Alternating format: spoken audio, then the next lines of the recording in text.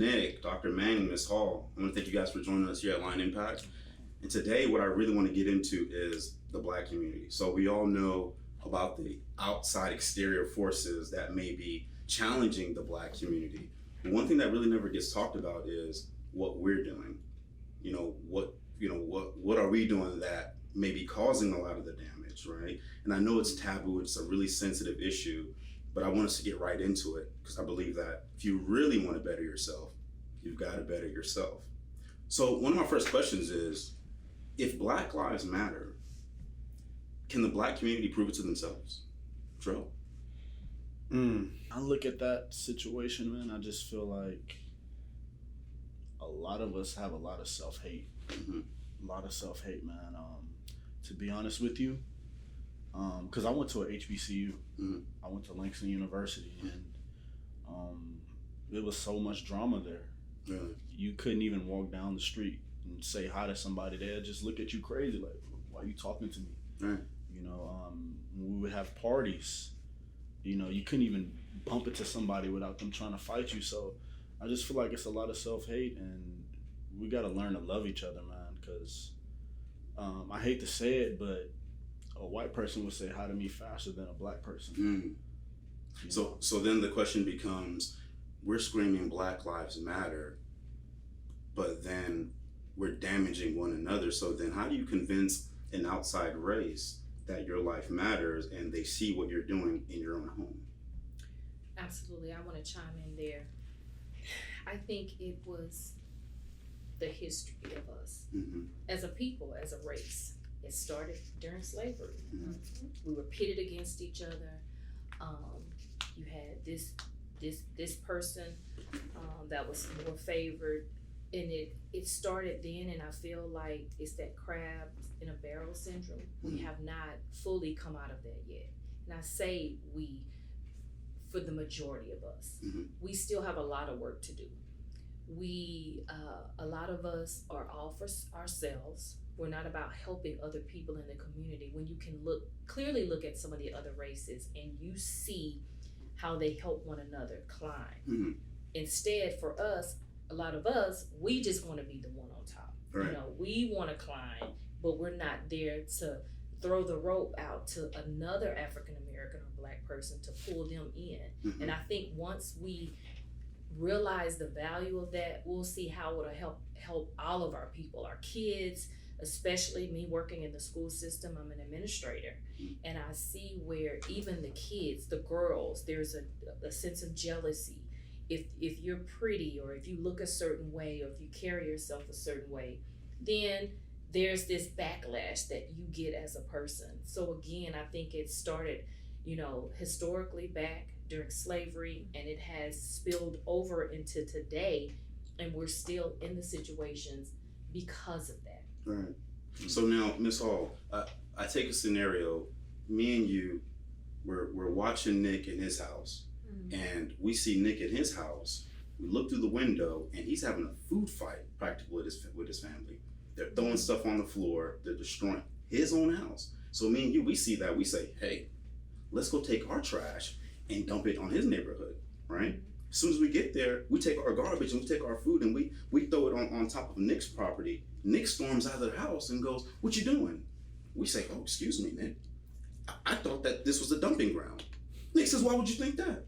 Well, I see what you guys are doing in your own house. So my question becomes, can we blame outer people or people who are not Black for taking advantage of the Black community, whether Asians are bringing in, planting their shops in certain neighborhoods because they know that they're going to buy our products. Nothing against Asians, it's all business, but can we get mad at them for making money out of the Black community? And can we get mad at other people for helping us destroy the Black community? I kind of actually want to chime in a little bit about what you said. I think it actually starts because of the slavery issue. Mm-hmm. We have deep psychological issues that never, ever been brought to the table and never ever been solved. It's a trickle down effect. It's a cycle. a cycle of psychological issues. That's why there's so much self-hate. That's why there are so many Black people or African American people, however you want to call it, that don't want to help each other. I'm gonna say something that my mom used to always tell me, especially when I started, dating, although my mom was strict. She said, Lo, my nickname, she said, Lo, if you do not respect me in front of your friends, okay, how in the world do you expect your friend to respect me as well? So it starts in the home. It have to start in the home. Okay, you have to have a certain portrayal of respect. So let's talk about respect. Respecting our Black men, respecting our Black women, respecting family as a whole. And then other people, other races, they can see exactly where you are coming from. With all the things that you've said, these are legitimate excuses and legitimate reasons, but at the very end of the day, whose responsibility is it to carry themselves out? At the very end of the day, because you mentioned some very true things that actually happened, and it's terrible, some of the things that have happened in the past. And now, it's not necessarily a physical thing, as you mentioned, it's more of a psychological thing, which I think is even tougher to battle. But at the end of the day, isn't it us here on this table that's supposed to be that change? Because you said it was never addressed. Yeah. Right? So we never address it. Right. Because we just continue to just say, well, this was like this. I would hate to look in the mirror and say, I'm responsible. So I'm going to just say, he's responsible. She's responsible. But is that the recipe for success? Actually, that's what it boils down to. At the end, God has to be first. We have to have a path. So in order to really advocate for change, we have to take responsibility. Since we know better, we can do better. It's not about, oh, well, we like this, and this is where this comes from, and this is how we are, and this is how I know we're going to act. At the end of the day, with that being known, that has to be the platform to make the change. Hey, I know you're going to do this way, so I'm going to come across this way to you.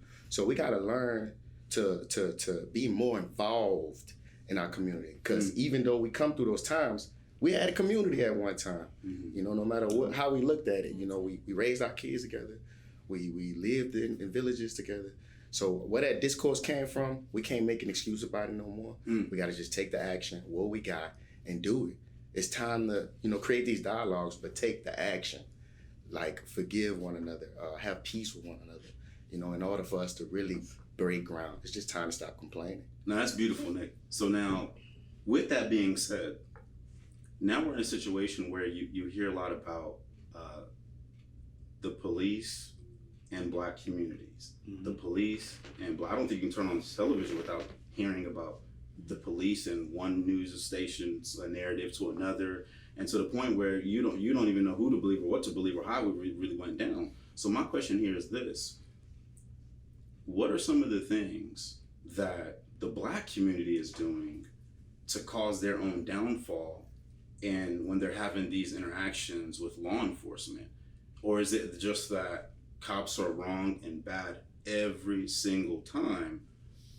Or is it a matter of, okay, this cop is wrong, but then, hey, this is what we did too.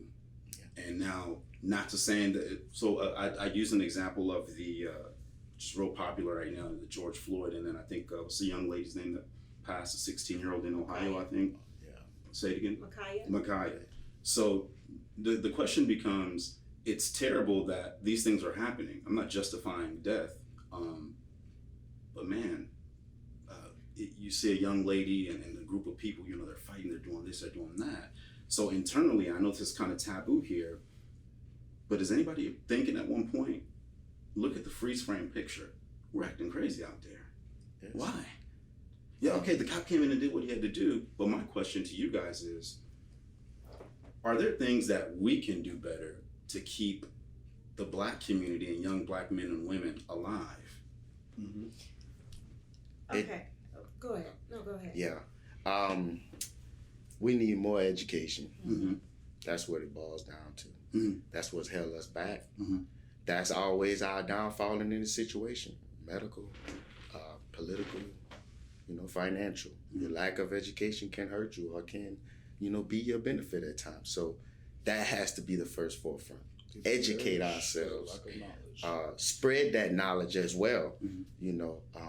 but we got to continue to educate ourselves in order to put ourselves in position to make better decisions. So do you believe that if someone reacts with law enforcement in that moment, and so a cop tells you to do a particular thing, and let's just say you're innocent, you didn't do nothing wrong,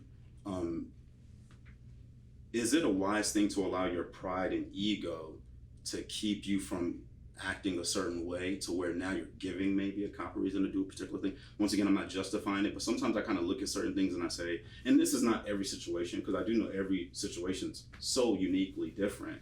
But then sometimes I see, let's keep it real, sometimes I see some of us Yeah. We're doing too much. we're just doing too much. And then, thank you, Dr. Tone of Manning. voice. Yeah. Just, man, the camera dead in their face. Right. You don't have to Right. do all of that. There's plenty of times I've been stopped and,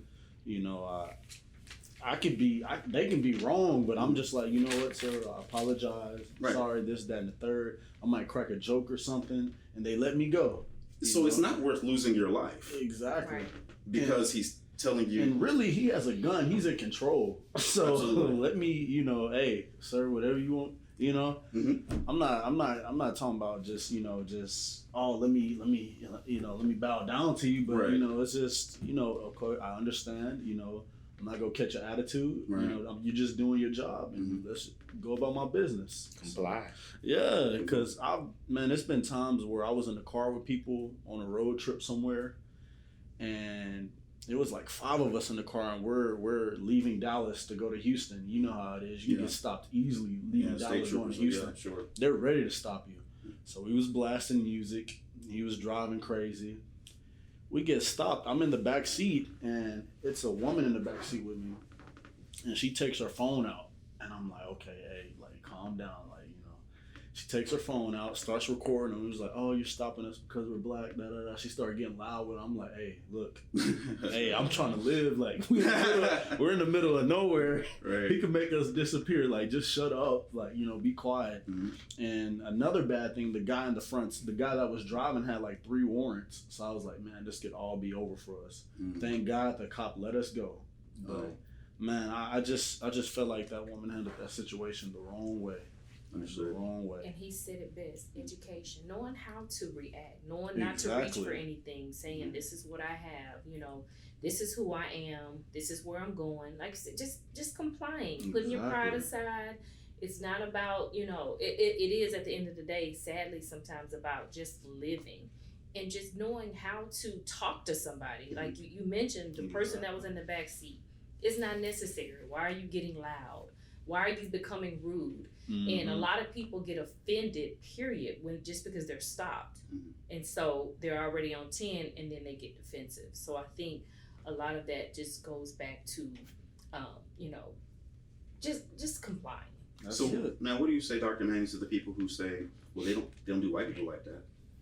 They don't do the Asians that way. How come I gotta act a different kind of way? Why do I gotta do that? It is what it is. Mhm. At the end of the day, we are who we are. Sometimes it's stereotypical. We've Mhm. already been, we've been stereotyped to be a certain way, and then sometimes we actually fit that stereotype. Mm. So That's a tough pill to swallow. sometimes That's they a tough pill to fit swallow. that stereotype, and so it is an issue because we can jump, go from 0 to 100 really fast, and a lot of times knowledge is power. Just knowing how to handle yourself, and that happened a lot. I saw a lot of people educating people when Floyd, when he died, saying, hey, this is how you need to act. Make sure your hands on this, 10 and 2. Mhm. So they won't feel afraid because some of them are afraid. They And are. all of us know cops from school that were scary in school that are now law enforcement officers, and they weren't the boldest person. So I think sometimes it can be a mixture of anything. And they want to go back home to their families. They're fearful out there. And so you make a wrong move, in their mind, sometimes they feel like they have no other option. So it goes back to learning, education, mental health. There's so many variables when we talk about, you know, driving off, like you said, he let you guys go. I would say he probably was a good cop. You know, we have a lot of good cops out there. Mhm. It's just those bad apples that ruin the whole thing for everybody. Yeah, a lot of us don't know how to communicate. We don't know how to communicate. That gets us.